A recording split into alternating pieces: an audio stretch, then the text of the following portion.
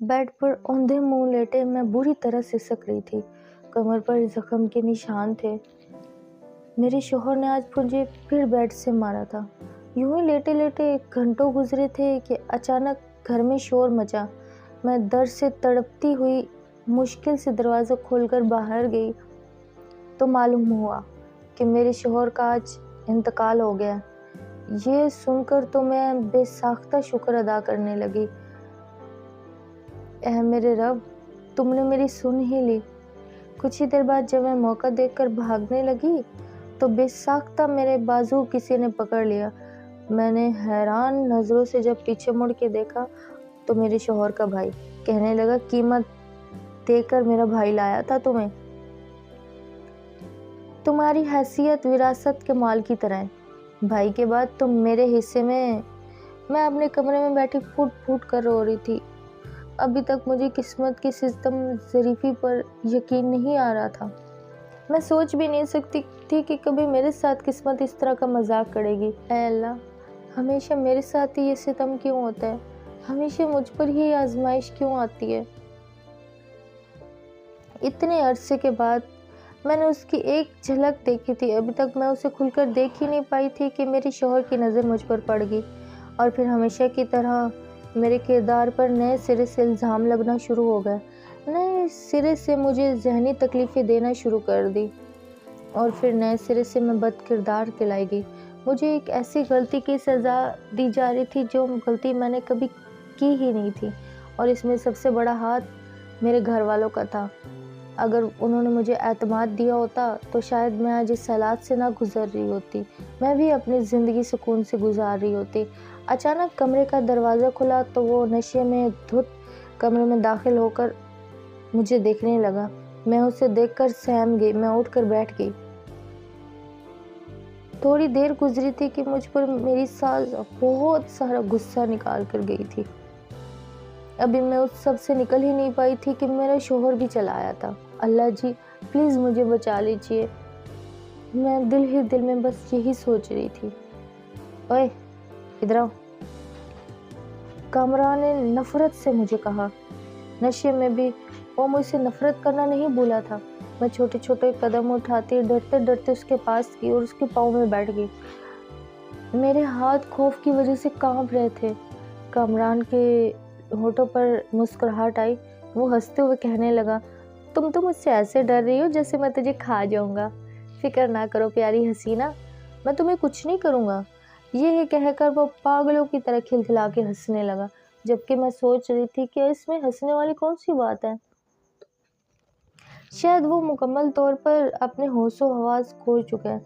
जूते उतार कर मैं जैसे ही फारिग हुई, साइड से होकर गुजरने लगी तो दोबारा से कामरान ने मेरा हाथ पकड़ा और मुझे रोकते हुए कहने लगा, तुम यहाँ मेरे पास ही बैठे जाओ, कहीं भी जाने की ज़रूरत नहीं है। उसका लहजा मानीखेज था। तकलीफ़ की वजह से उसके आंखों में आंसू आ गए थे, क्योंकि जब भी मेरा शौहर नशे में होता था, मजाल है अपने होशो हवास में कभी उसने मुझे अपनी बीवी की तरह मुखातिब किया हो या कभी भी मेरी तारीफ़ की हो। हमेशा इसी वक्त ही मुझे अपने शौहर की कुर्बत हासिल होती थी, जब वो नशे की हालत में होता था। मैं खामोशी से बैठ गई। उसी वक्त कमरे का दरवाज़ा ज़ोरदार आवाज़ से खुला। रशीदा बेगम कमरे के अंदर दाखिल हुई। जब उन्होंने अपनी बहू को बिस्तर पर बैठे देखा तो उसके माथे पे बल पड़े। वो तेज़ी से चलते हुए बेटे के पास आई और उसे गिरबान से पकड़कर झंझोड़ कर कहने लगी, ऐ बदबख्त, ज़रा होश में आ। मैंने तुम्हें कहा था कि इस लड़की को इसकी औकात में रखना, और तुमने इसको दोबारा से अपनी बीवी की हैसियत दे दी है। अभी इस वक्त इसे कमरे से बाहर निकालो। उन्होंने अपने बेटे को इतनी बुरी तरह झड़का था कि उसका नशा उतर गया। तेरी बीवी आज फिर मोहल्ले में एक आशिक के साथ रंगरलियां मना रही थी। मैंने इसको रंगे हाथों पकड़ा। 1 मिनट की देरी किए बगैर उन्होंने अपनी बहू पर एक नया इल्ज़ाम लगा दिया था, क्योंकि उनका मकसद सिर्फ़ और सिर्फ मुझे तकलीफ़ देने था और मुझे मार पड़ते देखना था। अम्मी जान, आप किस तरह की बातें कर रही हैं? मैंने तो ऐसा कुछ। इससे पहले कि मैं मज़ीद बोलती, कामरान ने मेरे बालों से मुझे पकड़ लिया और मेरा सर ज़ोर ज़ोर से झटकने लगा। तकलीफ का एहसास था कि बढ़ता ही चला जा रहा था, लेकिन जालिम इंसान को मुझ पर तरस ही नहीं आ रहा था। उसकी गिरफ्त बहुत मजबूत थी। यूं लग रहा था कि थोड़ी देर बाद मेरी रूह इस दुनिया से परवाज़ कर जाएगी। अम्मी जान, आप ज़रा बाहर जाएं, मैं इसे अच्छी तरह से देखता हूँ। आज इसे पता चलेगा कि इसने ये गलती करके अपने साथ कितनी बड़ी ज़्यादती कर दी है। माँ को कमरे से बाहर निकालने के बाद कामरान दोबारा से मेरी तरफ मुतवज्जो हुआ और मुझसे कहने लगा, आखिर तुम किस जिन्स से बनी हो? तुमसे ज़्यादा ढीठ औरत मैंने अपनी ज़िंदगी में नहीं देखी है, लेकिन लगता है तुम्हें तकलीफ़ उठाने का बहुत शौक़ है। चलो, आज तुम्हारे सारे शौक़ मैं बहुत अच्छे से पूरे करूँगा। ये कहकर उसने कमरे को अंदर से कुंडी लगाई और अपना बेल्ट निकाल लिया। मैं पूरी तरह खौफज़दा हो गई और सहमी हुई नज़रों से अपने शौहर को देखने लगी, जो कहने को तो मेरा मुहाफ़िज़ था, लेकिन वह मेरा सबसे ख़तरनाक दुश्मन बन गया था। ये आप क्या कर रहे हैं? खुदा के लिए मुझे मत मारिए, मुझे पहले ही बहुत तकलीफ़ है। मैंने रोते हुए कहा, तुम्हें तकलीफ़ होनी भी चाहिए, क्योंकि तुम्हारी हरकतें ही ऐसी हैं कि जब तक तुम्हें तकलीफ़ ना मिले तुम्हें सुकून नहीं आता। अब तुम्हें मार पड़ेगी तो अगले बार तुम अपनी औकात में रहोगी। अब पहले मेरी बात तो सुने। अब क्यों मैं झूठ बोल रही है? मैंने उससे कुछ नहीं किया। मैं तो उस इंसान को जानती ही नहीं जिसका इल्ज़ाम वो मुझ पर लगा रही है। मैं फूट फूट कर रोने लगी। मुझे समझ नहीं आ रहा था कि मैं कैसे अपनी बेगुनाही साबित करूं। मेरे शौहर ने कहा, मैं तुम्हें जानता हूँ, तुम जैसी औरतों को ऐसे ही बहाने मारती है जब मार पड़ने लगे। मैंने कहा, अगर आप चाहें तो मैं कुरान पर हाथ रख के बोल सकती हूँ कि मैं बेगुनाह हूँ, बेकसूर हूँ। कामरान ने कहा, तुम्हें ये सब करने की ज़रूरत नहीं है, जबकि मैं जानता हूँ तुम जैसी औरतें ऐसा ही करती हैं। इसके बाद उसने अपना बेल्ट उतारा और मुझे ज़ोरदार मारने लगा। तकलीफ़ से मेरा बुरा हाल था। मेरी चीखें इस वक्त पूरे घर में फैल चुकी थी, लेकिन वहाँ पे रहने वाले मकीनों को जैसे मेरी कोई फिक्र ही नहीं थी। उनके हालात देखकर लगता था जैसे उनके दिल पत्थर के बन चुके थे और उनका ज़मीर मर चुका था। मैं अपनी तकलीफ़ किसी को बयान नहीं कर सकती थी, ना ही अपने घर वालों को बता सकती थी, और ना ही अपने घर वापस वापस जा सकती थी। उन्होंने तो मुझे घर से ऐसे निकाला था जैसे दूध से मक्खी निकालते हैं। मैं आज अपनी गलतियाँ समझ नहीं पा रही थी, ना ही आज तक मुझे ये बताया गया मैंने ऐसी कौन सी गलती की है जिसको लेकर मेरे ऊपर इतने जुल्म सितम किए जा रहे हैं। तकरीबन 1 घंटे तक वो मुझे मारता रहा और मैं तकलीफ़ से चिल्लाती रही। सुम्बुल जो बाहर बैठी मेरी आवाज़ सुन रही थी, उसका दिल ज़ोर ज़ोर से धड़क रहा था। उससे शिद्दत से कुछ गलत होने का एहसास हो रहा था।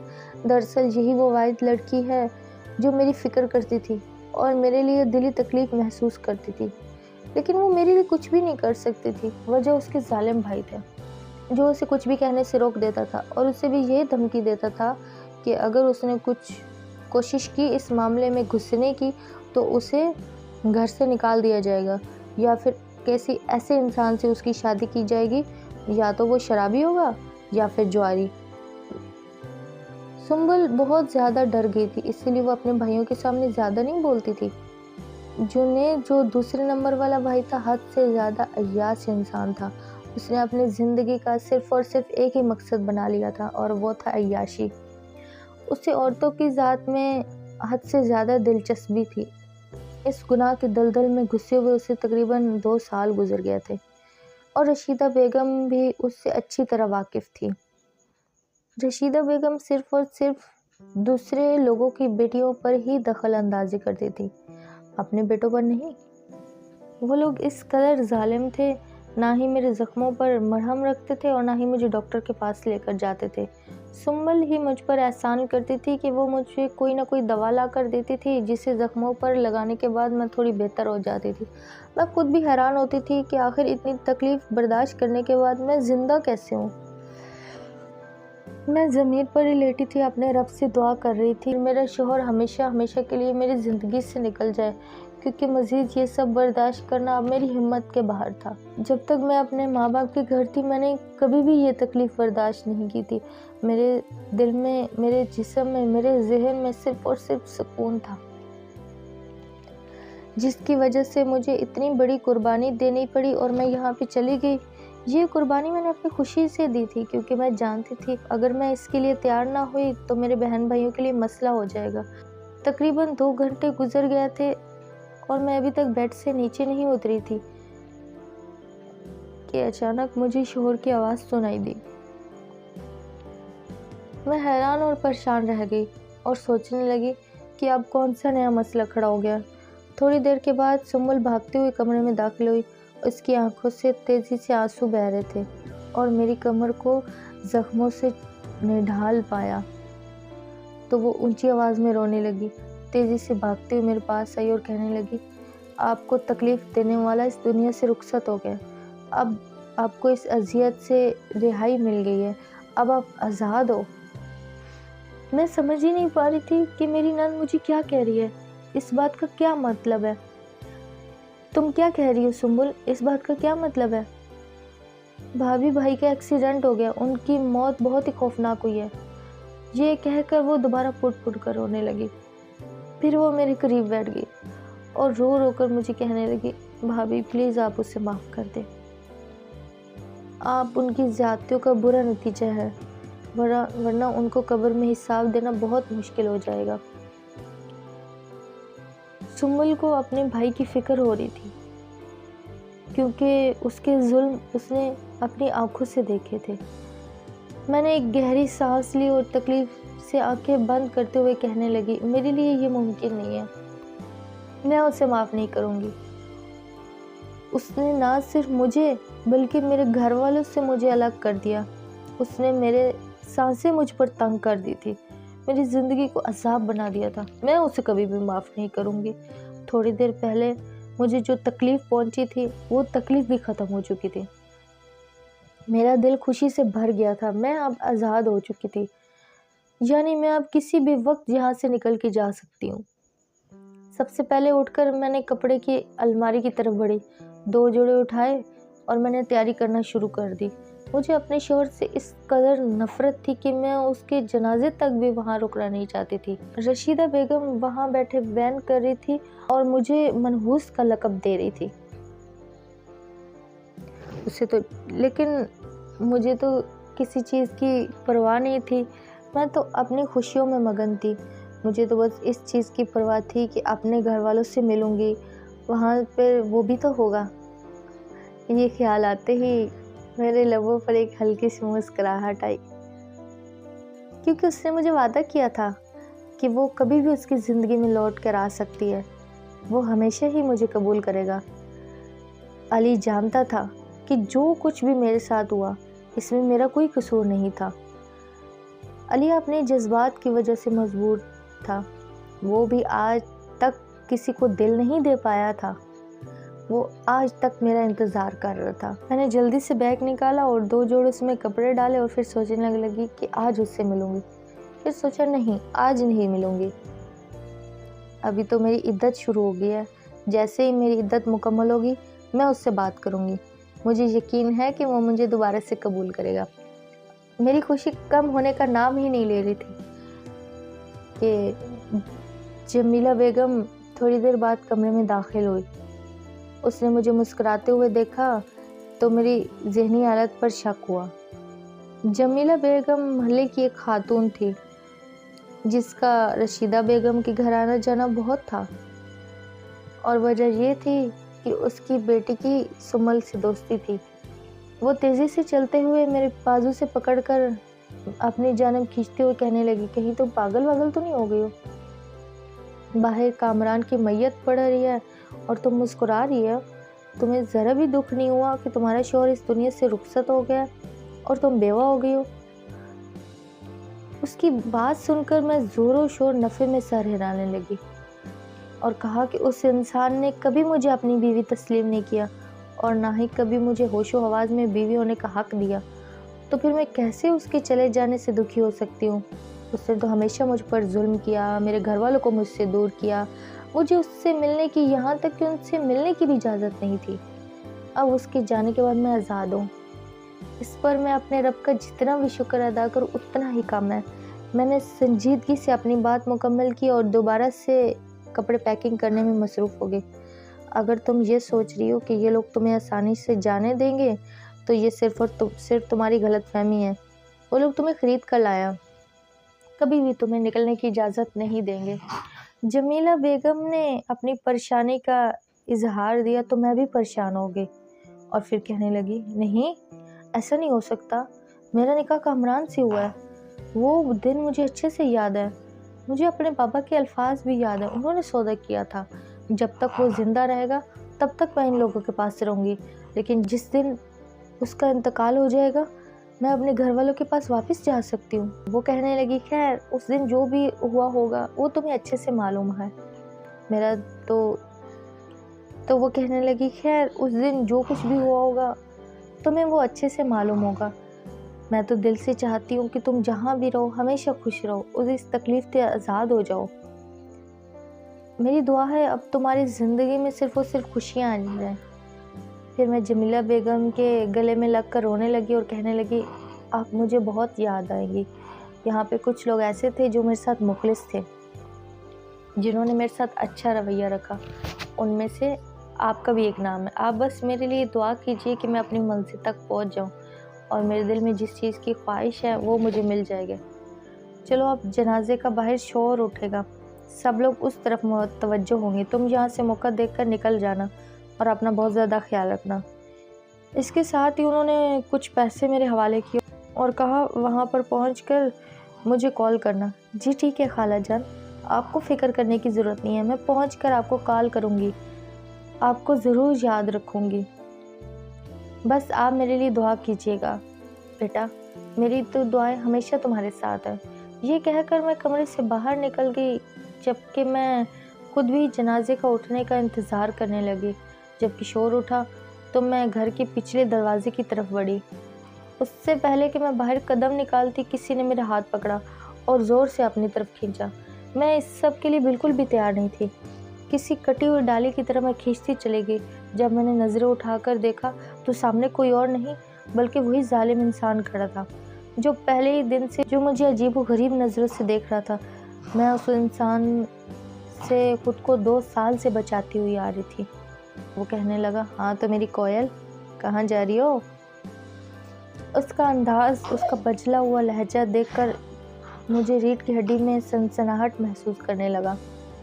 چھوڑو میرا ہاتھ، تمہاری ہمت کیسے ہوئی مجھے چھونے کی؟ میں اب تم لوگوں کی قیدی نہیں ہوں، نہ ہی تمہاری غلام ہوں۔ جس انسان کے ساتھ میں نے نکاح کیا تھا وہ انسان اس دنیا سے رخصت ہو گیا، اب میں آزاد ہوں، میں جہاں چاہے وہاں جا سکتی ہوں۔ ارے تم ایسے کیسے آزاد ہو گئی؟ تمہیں تو میرا بھائی پیسے دے کر خرید کر لایا تھا، تمہیں تو اب ہماری غلامی کرنی ہوگی۔ جب تک ہم تمہیں یہاں سے نکلنے کی اجازت نہیں دیں گے تب تک تم نہیں جا سکتی۔ میرا بھائی تو اس دنیا سے چلا گیا ہے، اصول کے مطابق اب بھائی کے انتقال کے بعد اب تم میرے حصے میں آ گئے ہو، اب تم میری بیوی بن کے رہو گی۔ ابھی اس نے یہ بات مکمل کی ہی نہیں تھی کہ میں چکرا کر زمین پر گر گئی۔ شاید میں یہ سب برداشت نہیں کر پا رہی تھی۔ مجھے یوں بے ہوش ہوتا دیکھ جنید کے لبوں پر ایک بہت ہی پیاری مسکراہٹ پھیل گئی۔ وہ گھٹنوں کے بل جھکا، مسکرا کے بولا، ارے تم اتنی سی بات برداشت نہیں کر پائی؟ میں تو ابھی تمہارے لیے اور بھی بہت ساری سرپرائز پلان کر کے بیٹھا تھا۔ یہ کہہ کر اس نے مجھے اپنے بازو میں اٹھایا اور کمرے کی جانب بڑھنے لگا۔ جنازے کے لوگوں سے انجان بے خبر چلا جا رہا تھا۔ باقی عورتوں نے جب اسے یہ سب کرتے دیکھا تو وہ باتیں بنانے لگی۔ کچھ عورتوں نے تو دانتوں میں انگلیاں دے لی تھیں، لیکن اسے اس چیز کا کوئی بھی فکر نہیں تھا، کوئی بھی پرواہ نہیں تھی۔ مجھے بستر پر لٹانے کے بعد میرے اوپر چادر ڈال کر خود کمرے سے باہر نکل گیا۔ اس نے دل ہی دل میں عہد کر لیا تھا کہ اسے اس معاملے سے کیسے نمٹنا ہے۔ شام کے وقت سارے کمرے میں بیٹھے تھے تو رشیدہ بیگم کہنے لگی، بس اب بہت ہو گیا، اس لڑکی کو اب گھر میں ذرا بھی عزت نہیں دی جائے گی، اس سے کامران کے کمرے سے نکال کر پچھلے پرانے کمرے میں بھیج دو۔ ابھی انہوں نے بات مکمل ہی کی تھی کہ جنید بول پڑا تھا، آپ کو ایسا کرنے کی کوئی ضرورت نہیں ہے، وہ جہاں بھی ہے بالکل ٹھیک ہے۔ چند لمحوں تک تو رشیدہ بیگم اپنے بیٹے کو دیکھتی ہی جا رہی تھی، اور پھر وہ جب بولی تو ان کا لہجہ زہر سے بھرا ہوا تھا۔ انہوں نے کہا، کہیں ایسا تو نہیں ہے کہ دوبارہ تمہارا اس لڑکی پہ دل آ گیا اور اپنی خواہش پوری کرنے کے لیے اب تم اس کا ساتھ دے رہے ہو۔ امی جان، آپ تو یہ بات ایک لمبے عرصے سے جانتی ہیں کہ میرا دل اس پر پہلی بار نہیں آیا، پہلے بھی آ چکا ہے۔ جب میں نے اسے پہلی بار دیکھا تھا تبھی میں اس کا دیوانہ ہو چکا تھا۔ میں نے آپ کو اچھے طریقے سے سمجھایا تھا کہ میں اس سے نکاح کروں گا، لیکن آپ نے میری ایک نہ مانی اور میری شادی اپنی بہن کی بیٹی جویریہ سے کروا دی۔ ہم دونوں کی بن نہ پائی، وہ بھی غصے کی تیز تھی اور میں بھی غصے کا تیز تھا۔ انجام کیا نکلا؟ ہم دونوں کی طلاق ہو گئی۔ چلے، میرا تو زیادہ نقصان نہیں ہوا، میں تو مرد ذات ہوں، میری اگر طلاق ہو بھی گئی تب بھی مجھے کوئی کچھ نہیں کہہ سکتا، لیکن اس بیچارے کی تو زندگی برباد ہو گئی نا۔ اب مجھے ایک موقع مل رہا ہے کہ میں اپنی زندگی نئے سرے سے شروع کروں، تو اس بات کا میں موقع اٹھاؤں گا، لحاظ نہیں کروں گا کسی کا بھی۔ یہاں پر بیٹھے سبھی لوگ کان کھول کر سن لیں، جیسے ہی اس کی عدت مکمل ہوگی تو میں اس سے نکاح کر لوں گا، پھر وہ اس گھر کا فرد بن جائے گی۔ کسی نے بھی کسی قسم کی بھی اس کے ساتھ زیادتی کرنے کی کوشش کی یا تو اس سے غلط کرنے کی کوشش کی تو میرے سے برا کوئی نہیں ہوگا، میں اس سے اس گھر سے باہر نکالنے میں ایک لمحہ بھی نہیں نکالوں گا۔ بات مکمل کر کر وہ اٹھ گیا، لیکن باقی سب لوگوں کے سانپ سونکھ گئے تھے۔ حیدر، جو اس کے چچا کا بیٹا تھا، وہ جلدی سے رشیدہ بیگم کے پاس گیا اور ان کے کانوں میں سرگوشی کرنے والے انداز میں بولا، چچی جان، اب تو بہت بڑا مسئلہ کھڑا ہو گیا، اگر وہ اس گھر کی مالکن بن گئی پھر تو آپ کی ساری زندگی ختم ہو جائے گی، وہ تو اب سے بدلے لینے پہ اتر آئے گی۔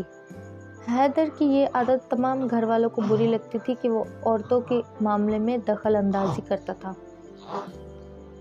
باتیں ادھر ادھر کرنا اور دوسروں کی غیبت کرنا، یہ اس کے پسندیدہ مشغلے تھے۔ صرف رشیدہ بیگم ہی اسے پسند کرتی تھی، کیونکہ اس کی فطرت بھی ان جیسی ہی تھی۔ میرے بیٹے، میرے ہوتے ہوئے تمہیں کسی بھی چیز کی فکر کرنے کی ضرورت نہیں ہے۔ جہاں تک میرا سوال ہے، میں اچھی طرح جانتی ہوں کہ اس چھٹاک جیسی لڑکی سے کیسے نبٹنا ہے۔ میں اسے دیکھتے جاؤ کیسے راستے سے ہٹاتی ہوں۔ یہ کہہ کر اس نے کہا، مجھے آپ سے یہی امید ہے۔ پھر وہ وہاں سے اٹھ کر چلا گیا کیونکہ اس کا مقصد پورا ہو گیا۔ اس گھر میں تمام ہی مرد حضرات کی نظر میرے اوپر بری تھی، کیونکہ میں بہت خوبصورت تھی۔ ہر کسی خواہش تھی کہ میں اس کے حصے میں آؤں، لیکن اس بار جنید نے بھی فیصلہ کر لیا تھا کہ کسی کو بھی غلط نظروں سے دیکھنے کی اجازت نہیں دوں گا۔ اور جب وہ میرے کمرے میں دوبارہ لوٹ کر آیا تو میں ڈر گئی اور میں چھت کی طرف دیکھ رہی تھی۔ پھر وہ میرے پاس آنے لگا تو میں نے کہا، خبردار جو تم نے میرے پاس آنے کی کوشش کی، میں تمہارا منہ نوچ ڈالوں گی۔ جنید نے معصومیت سے میرے چھوٹے چھوٹے ہاتھوں کی طرف دیکھا، ایک نظر اپنے بڑے ہاتھوں پر ڈالی اور پھر کہنے لگا، ذرا ان چھوٹے ہاتھوں کو دیکھو اور پھر اپنی بات کو سوچو۔ جتنی تمہاری جان ہے اور جتنی تمہارے اندر ہمت ہے، تم میرا کچھ نہیں بگاڑ سکتی۔ اس کا انداز سراسر مذاق اڑانے والا تھا۔ میرے تن بدن میں آگ لگ گئی تھی۔ یہ واضح تھی کہ جب سے کامران کا انتقال ہوا ہے تب سے میرے میں جنگلی بلیوں والی خصوصیات آ گئی تھی۔ میں کسی کا بھی لحاظ نہیں کر رہی تھی، کیونکہ میرے ذہن میں ایک ہی بات بیٹھ گئی تھی کہ جو انسان مجھ پر ظلم کرتا تھا وہ اس دنیا سے رخصت ہو گیا۔ اب پیچھے جتنے بھی لوگ ہیں ان کے ساتھ میرا کوئی بھی تعلق نہیں ہے، بس کسی طرح مجھے یہاں سے نکلنا تھا۔ تم یہاں پہ کیوں آئے ہو؟ مجھے تم سے کسی بھی قسم کی کوئی بات نہیں کرنی۔ جب میں نے بحث لمبی کر دی تو وہ بولنے لگا، میں تمہیں صرف اور صرف یہ بتانے آیا ہوں کہ میں تمہاری مجبوری کا کوئی فائدہ نہیں اٹھاؤں گا۔ میں تمہیں پسند کرتا ہوں اور تم سے نکاح کرنا چاہتا ہوں۔ جیسی تمہاری عدت مکمل ہوگی میں تم سے شادی کر لوں گا اور تمہیں اپنی بیوی کا درجہ دوں گا۔ ابھی اس نے بات مکمل نہیں دی تھی کہ میں کھلکھلا کر ہنسنے لگی اور کہنے لگی، تم صاف صاف کیوں نہیں کہتے کہ تم بھی میرے ساتھ ویسا سلوک کرنا چاہتے ہو جیسے تمہارا بھائی کر چکا ہے؟ لیکن اس بار میں کسی بھی قسم کی بیوقوفی نہیں دکھاؤں گی، اس بار میں پولیس کے پاس چلی جاؤں گی۔ خبردار جو کسی نے بھی میرے ساتھ زور زبردستی کرنے کی کوشش کی، جس دن تم پولیس کے پاس گئی اس دن تمہارے اس دنیا میں آخری وقت ہوگا۔ یہ بات میرا ہمیشہ یاد رکھنا، کیونکہ ہمارے گھر کی عورتیں ہماری عزت ہوتی ہیں۔ پولیس اسٹیشن جانا مردوں کا کام ہے۔ ہمارے گھر کی عورت آج تک اس جگہ نہیں گئی، وہ جگہ بدنام ہے۔ اگر تم وہاں پہ چلے گئی مطلب تم اپنی عزت بھی کھو دو گی، اس نے سخت لہجے میں کہا۔ لیکن مجھے اب کسی بھی بات کی کوئی پرواہ نہیں تھی، مجھے صرف اور صرف یہاں سے فرار ہونا تھا، اور میں اب ان سب کا سونے کا انتظار کرنے لگی۔ ٹھیک ہے، اگر تم یہ چاہتے ہو کہ میں تم سے نکاح کروں تو میری بھی ایک شرط ہے، جب تک میری عدت مکمل نہیں ہوتی تب تک تم میرے پاس نہیں آؤ گے اور نہ ہی کسی بھی قسم کی مجھ سے بات کرنے کی کوشش کرو گے۔ اگر تم نے میرے سے رابطہ کرنے رکھنے کی کوشش کی تو میں اس دن یہ وعدہ بھی توڑ دوں گی اور اسی دن یہاں سے فرار ہو جاؤں گی۔ فی الحال میں بس کسی بھی طرح اسے یہاں سے بھگانا چاہتی تھی، اسی لیے میں نے یہ چھوٹی سی بات بھی بول دی تھی۔ وہ کہنے لگا ٹھیک ہے، لیکن تم نے آج جو یہاں سے فرار ہونے کا پلان بنایا ہے اس کے بارے میں کیا کہتی ہو؟ جرین نے شرارتی لہجے میں کہا۔ میں بخلا گئی، مجھے اتنا اندازہ نہیں تھا کہ سامنے بیٹھا شخص مجھے اتنے اچھے سے سمجھ جائے گا۔ میں سر ہلانے لگی اور کہنے لگی نہیں، ایسی کوئی بات نہیں ہے، تمہیں کوئی غلط فہمی ہوئی ہے، میں یہاں سے کہیں بھی فرار نہیں ہو رہی، مجھے تو یہ بھی نہیں پتا کہ میں اس وقت شہر میں موجود ہوں۔ جب سے تم لوگ مجھے یہاں لائے ہو تب سے مجھے باہر نکلنے کی اجازت ہی نہیں ملی، بھلا میں اکیلے کیسے سفر کر پاؤں گی؟ میں عورت کی فطرت کو بہت اچھے سے جانتا ہوں، وہ ایک لمبے عرصے تک صبر کرتی ہے، لیکن جب اس کے صبر کا پیمانہ لبریز ہو جاتا ہے تب وہ کسی کا لحاظ نہیں کرتی، تب اس کے نزدیک صرف اور صرف اس کی اپنی خوشی ہوتی ہے، جسے حاصل کرنے کے لیے وہ کسی بھی حد سے گزرنے کے لیے تیار ہو جاتی ہے۔ بھائی کی وجہ سے تم نے بہت صبر کیا ہے، اب تمہاری خوشی تمہارے اپنے گھر والوں کے ساتھ جڑی ہے اور تم اسے حاصل کرنے کے لیے کسی بھی حد تک جاؤ گے، یہ بات میں یقین سے کہہ سکتا ہوں۔ لیکن تم بھی میری ایک بات یاد رکھنا، جس دن تم نے مجھے دھوکہ دینے کی کوشش کی یا میری آنکھوں میں دھول جھونکنے کی کوشش کی، اس دن میں اپنی حدود کراس کرنے کے لیے ذرا بھی دیری نہیں لگاؤں گا اور بعد میں مجھے کوئی بھی پچھتاوا نہیں ہوگا۔ بات مکمل کرنے کے بعد وہ کمرے سے باہر نکل گیا تھا۔ وہ صاف صاف الفاظ میں مجھے دھمکی دے گیا تھا۔ اس کے بعد اس نے مجھے یہ بھی بتا دیا تھا کہ اب میرے ساتھ کسی بھی قسم کا کوئی ظلم نہیں ہوگا، اسے بھی یہاں کی باقی لڑکیوں کی طرح عزت دی جائے گی۔ لیکن مجھے اس کی بات پر یقین نہیں آیا تھا۔ یہاں پر رہنے والے سارے انسان مجھے فرعون ہی نظر آتے تھے۔ ماضی کے لمحات میرے نظروں کے سامنے گھومنے لگے۔ وہ دن آج تک میں بھول نہیں پائی تھی جس دن پہلی بار میں نے کامران کو دیکھا تھا۔ پہلی ہی نظر میں شدید زہر لگا تھا۔ میں اپنے گاؤں میں دوستوں کے ساتھ پھول توڑنے کے لیے گئی تھی تو وہ بھی اپنے کچھ لوگوں کے ساتھ آیا تھا۔ ایک جیپ پر سوار تھا، سب لڑکیاں اسے دیکھ رہی تھی حیرت سے، لیکن میں بالکل انجان پھول توڑنے میں مصروف تھی۔ کامران نے یہ سب دیکھا تو وہ برداشت نہیں کر پایا۔ آج تک کسی بھی لڑکی نے اسے نظر انداز نہیں کیا تھا سوائے میرے۔ وہ چھوٹے چھوٹے قدم بڑھاتا ہوا میرے سامنے آ کے کھڑا ہو گیا اور کہنے لگا میری طرف دیکھو۔ جب میں نے خود پر سایہ پڑتے ہوئے دیکھا تو میں نے نظریں اٹھائی، لیکن پھر میرے ماتھے پہ بال پڑ گئے۔ میں نے غصے سے کہا یہ کیا طریقہ ہے، میرے سامنے سے ہٹو۔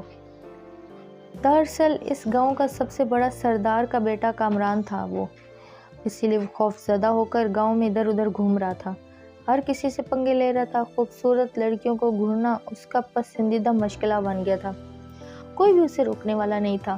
اگر کوئی اسے کچھ کہنے کی کوشش کرتا تو وہ صرف اور صرف دلاور صاحب کا نام لے لیتا اور پھر آدمی مکمل طور پر خاموش ہو جاتا۔ شاید تم جانتی نہیں ہو کہ میں کون ہوں، میں دلاور خان صاحب کا بیٹا ہوں۔ ابھی اس نے اپنی بات مکمل کی ہی نہیں تھی کہ میں نے کہا مجھے کسی کی نہیں سنی، تم کسی کے بھی بھانجے ہو، مجھے اس چیز کی کوئی پرواہ نہیں ہے۔ فی الحال مجھے تم پر شدید غصہ آ رہا ہے، جلدی سے میرے سامنے سے ہٹو، میں نے اپنے گھر بھی جانا ہے۔ یہ کہہ کر میں سائڈ سے ہو کر گزرنے لگی، کامران نے میرا ہاتھ پکڑ لیا۔ آج تک کبھی کسی نے مجھے یوں ہاتھ نہیں لگایا تھا۔ بے ساختہ میں نے کامران کے منہ پر ایک تھپڑ دے مارا۔ میں خود نہیں جانتی تھی کہ میں نے ایسے کیسے کر لیا تھا۔ دوسری طرف کامران کا چہرہ غصے سے لال ہو گیا تھا۔ وہاں پر نہ صرف دلاور صاحب کے کچھ آدمی موجود تھے بلکہ اس کے دوستیں بھی تھیں جنہوں نے یہ منظر اپنی آنکھوں سے دیکھا تھا اور اسے شدید شرمندگی کا احساس ہو رہا تھا۔ اس وقت تو وہ وہاں سے چلا گیا، لیکن بعد میں اس نے فیصلہ کیا تھا کہ وہ گلشن کو سبق سکھائے گا۔ دوسری طرف گاؤں میں گلشن کی شادی کی تیاریاں چل رہی تھی۔ عرفان اور میں ایک دوسرے کو بچپن سے جانتے تھے، ہم دونوں بچپن سے ہی ایک دوسرے کو پسند کرتے تھے۔ گھر والوں نے جب ہم دونوں میں دلچسپی دیکھی تو ہماری منگنی کر دی۔ اس منگنی کے بارے میں بھی ہم لوگ ایک لمحے سے واقف تھے۔ اب میں 18 سال کی ہو چکی تھی اور میری ماں چاہتی تھی کہ میرا نکاح ہو جائے۔ ویسے بھی ہمارے گاؤں میں لڑکیوں کی جلدی شادی ہو جاتی تھی۔ عرفان تقریباً مجھ سے 3 سال بڑا تھا اور 21 برس کا تھا۔ کیونکہ وہ اپنے بھائی کے ساتھ کاروبار کرتا تھا، اس لیے اس کو نوکری کا کوئی جھنجھٹ یا پریشانی نہیں تھی۔ ان لوگوں کا کپڑوں کا ایک بہت بڑا کاروبار تھا، جس سے ہر مہینے ایک موٹی رقم آتی تھی اور اچھا خاصا گزارا ہو جاتا تھا۔ میری ماں بھی خوش تھی کہ میری بیٹی ایک اچھے گھر میں جا رہی ہے شادی کر کے۔ دراصل میرے باپ نے چودھری سے ایک موٹی بڑی رقم لے کے رکھی تھی اور وعدہ کیا تھا کہ وہ 1 سال کے اندر قرضہ چکا دیں گے۔ تو چودھری قرضہ لینے کے لیے اس کے گھر پہنچ گیا اور اس پر دباؤ ڈالنا شروع کر دیا۔ تمہارا گھر بلکہ اس کے ساتھ ساتھ تمہاری بیٹیوں کو بھی گھر سے اٹھوا لیا جائے گا۔ میرا باپ بہت زیادہ پریشان ہو گیا تھا، انہیں سمجھ نہیں آ رہی تھی کہ کیا کیا جائے۔ میرے علاوہ بھی ان کی 4 بیٹیاں تھیں جو چھوٹی تھیں اور بہت ہی معصوم تھیں۔ کامران نے موقع سے فائدہ اٹھایا اور ہمارے گھر آ کر میرے باپ سے بات کی، کہا کہ میں پیسے دینے کے لیے تیار ہوں، تم لوگ اپنا قرضہ چکا لینا، لیکن تمہاری بیٹی گلشن، اس کی شادی مجھ سے کرنی پڑے گی۔ اور یوں میرے باپ نے میری قربانی دے کر میری شادی کامران سے کروا دی۔ پہلی رات اس نے مجھے میری اوقات دکھا دی تھی۔ جب جنید نے پہلی نظر مجھے دیکھا تھا تو وہ میرا دیوانہ ہو گیا تھا۔ آج سے پہلے اس کا دل کبھی کسی عورت پر نہیں آیا تھا۔ جب گھر والے میرے اوپر ظلم کرتے تھے تو اس کا دل خون کے آنسو روتا تھا۔ وہ مجھے ایک بار پہلے بھی دیکھ چکا تھا، تب اس نے اپنی ماں سے نکاح کے سلسلے میں بات کی تھی، مگر اس کی ماں نے صاف انکار کر دیا تھا۔ آج سے 3 سال پہلے میں اپنی والدہ کے ساتھ شہر آئی تھی۔ تب میری والدہ کی طبیعت بہت خراب تھی تو وہ 1 ہفتے کے لیے ہاسپٹل میں ایڈمٹ رہی تھی۔ جس وارڈ میں میری ماں داخل تھی اس وارڈ میں جنید کی خالہ بھی داخل تھی، جس سے وہ روز ملنے آتا تھا۔ تب اس نے مجھے دیکھا تھا اور اپنی ماں سے بات کی تھی، مگر اس کی اماں نے صاف انکار کر دیا تھا اور اس کی شادی زبردستی کسی اور سے کروا دی۔ اب جب اس نے دوبارہ سے مجھے اپنے بھائی کی دلہن کے روپ میں دیکھا تو اس کے ماتھے پہ بل پڑے تھے۔ اپنی ماں سے اس نے بہت جھگڑا کیا تھا، لیکن رشیدہ بیگم نے تو اس کی کوئی بات سنی ہی نہیں اور اسے مخاطب کر کے کہنے لگی کہ تم اپنی زندگی کی طرف توجہ دو، اگر تم اپنی بھائی کی بیوی پر نظر رکھو گے تو تمہیں اچھا نہیں سمجھا جائے گا۔ انہوں نے مجھے جذباتی بلیک میل کیا تھا، جس وجہ سے وہ بھی پیچھے ہٹ گیا تھا، لیکن جب بھی میرے ساتھ زیادتی ہوتی تھی تو وہ بولے بغیر نہیں رہ پاتا تھا۔ دوسری طرف کامران کو پتا تھا کہ میں عرفان سے بہت محبت کرتی ہوں اور اس سے شادی کرنا چاہتی تھی۔ اسی وجہ سے وہ مجھے ہمیشہ ہی مجھے پچھلی زندگی کا طعنہ دیتا تھا اور اس کی ماں کوئی بھی موقع ہاتھ سے جانے نہیں دیتی تھی مجھے بدنام کرنے کا۔ اگر کبھی کسی محلے کی عورت سے بھی میں بات کرتی تو میری سختی آ جاتی تھی اور مجھ پر الزام لگا دیا جاتا تھا اور پھر مجھے پوری طرح سے پیٹا جاتا تھا۔ اس دوران جنید کا بھی اپنی خالہ کی بیٹی سے نکاح کیا گیا تھا، جس سے وہ بالکل بھی خوش نہیں تھا۔ ہر روز ان دونوں کے آپس میں جھگڑے ہوتے تھے، جس کی وجہ سے ماحول بہت خراب ہو گیا تھا، اور پھر ایک دن اس سے تنگ آ کر اس نے اسے طلاق دے دی تھی۔ تب کامران کو بھی پتہ چل گیا تھا کہ اس کا بھائی اس کی ہی بیوی کو پسند کرتا ہے، اس لیے اس نے اپنے بھائی کو دوسرے ملک میں کام کرنے کے لیے بھیج دیا، اور پچھلے 1 سال میں اس نے میرے اوپر ظلم و ستم کے پہاڑ گرا دیے تھے، لیکن اس کے ظلم زیادہ عرصے تک نہیں چل سکے تھے۔ اللہ کی پکڑ نے اسے آ پکڑا تھا اور اس کا قصہ بھی ختم ہو گیا تھا، لیکن اس کے جانے کے بعد میرے دل میں اس کے لیے بہت زیادہ بدگمانی پیدا ہو گئی تھی۔ میں کسی پر بھی یقین نہیں کر پا رہی تھی۔ رات کو جب سونے کے لیے لیٹی تو میں نے اس لمحے سے فائدہ اٹھانا چاہا اور خاموشی سے گھر کے پچھلے دروازے سے باہر نکل گئی۔ جنید جو اس وقت چھت پر ہی کھڑا تھا، جب اس نے چھوٹی سی لڑکی کو پچھلے دروازے سے نکلتا دیکھا تو اس نے گارڈ کو کال کیا، جسے اس نے گلی کے کونے پر کھڑا کیا ہوا تھا، کیونکہ اسے پتا تھا کہ میں ضرور اس کی بات نہیں مانوں گی۔ جب میں گلی کراس کرنے لگی تو اچانک میرا ہاتھ پکڑا کسی نے، اور وہ کوئی اور نہیں بلکہ میرا ہی گارڈ تھا۔ اس سے پہلے میں چلاتی، گارڈ نے میرے منہ پر ہاتھ رکھا اور مجھے کھینچتے ہوئے دوبارہ سے اس گھر کی طرف لے کر چلا گیا۔ جب میں نے تمہیں کہا تھا کہ اس گھر سے قدم باہر نہیں نکالنا، تو کیا تمہیں ایک بات کہی ہوئی میری سمجھ میں نہیں آتی؟ یہ کہہ کر وہ میری طرف بڑھا تو میں جلدی سے پیچھے کی طرف ہٹی اور اپنے چہرے پر بازو رکھ لیے۔ میں اس سے خود سے مار سے بچانے کی کوشش کرنے لگی۔ یہ دیکھ کر جنید کا دل تیزی سے دھڑکا تھا اور وہ شرمندگی کے احساس میں کہنے لگا۔ اس نے مجھے تسلی دیتے ہوئے کہا، فکر نہیں کرو، میں تمہیں کسی بھی قسم کی کوئی تکلیف نہیں پہنچاؤں گا، بس تم اپنے کمرے میں جاؤ اور دوبارہ سے اس قسم کی کوئی حرکت نہ کرنا، ورنہ تمہیں سزا دی جائے گی۔ جواب میں نے روتے ہوئے کہا، مجھے یہاں پہ نہیں رہنا، مجھے اپنے لوگوں کی یاد آ رہی ہے، مجھے اپنے گھر جانا ہے، مجھے عرفان سے ملنا ہے۔ اس نے مجھے کہا تھا کہ وہ مجھے قبول کر لے گا۔ اتنے عرصے سے جو بات مجھے پریشان کر رہی تھی، آخر وہ میرے لبوں پر آ ہی گئی۔ جنید کو سمجھ آ گئی تھی کہ اب وہ وقت آ گیا ہے جب مجھے حقیقت بتا دی جائے۔ اس نے کہا، تم میرے ساتھ پہلے لائبریری آؤ، میں نے تمہیں کچھ ضروری چیزیں بتانی ہیں اور دکھانی بھی ہیں، اس کے بعد تمہارا جو فیصلہ ہوگا مجھے منظور ہوگا۔ وہ مجھے لے کر لائبریری لے کر چلا گیا اور وہاں سے ایک ڈسک نکال کر چلا دی۔ جیسے تیسے وہ ویڈیو دیکھتی جا رہی تھی، ویسے ویسے لگ رہا تھا جیسے میرے قدموں کے تلے سے زمین نکل جائے گا۔ اس ویڈیو میں کوئی اور نہیں بلکہ میرا محبوب عرفان تھا، کامران کے سامنے بیٹھا ہوا تھا اور میرا سودا کر رہا تھا۔ اسی نے کامران کو یہ آئیڈیا دیا تھا کہ وہ اپنے باپ کو کہے کہ گلشن کے گھر والوں پہ دباؤ ڈالے اور قرضہ چکائے، اور پھر اس کے بعد وہ اسے اپنے ساتھ لے کر چلا جائے۔ دراصل کامران نے اس سے وعدہ کیا تھا کہ وہ اسے بہت ہی خوبصورت لڑکی لا کر دے گا، جو صرف خوبصورت ہی نہیں بلکہ شہر کے سب سے امیر آدمی کی بیٹی ہوگی۔ مجھے یہ سب دیکھ کر بہت تکلیف ہو رہی تھی، نہ چاہتے ہوئے میں نے یقین کر لیا تھا، کیونکہ اس سب کو میں جھٹلا نہیں سکتی تھی۔ میں خاموشی سے اٹھ کر اپنے کمرے میں چلی گئی اور نہ جانے کتنی دیر وہاں بیٹھے روتی رہی۔ میں شکر ادا کر رہی تھی کہ میں اس انسان کے پاس نہیں گئی، ورنہ نہ جانے وہ میرے ساتھ کیا سلوک کرتا۔ دن تیزی سے گزرتے جا رہے تھے۔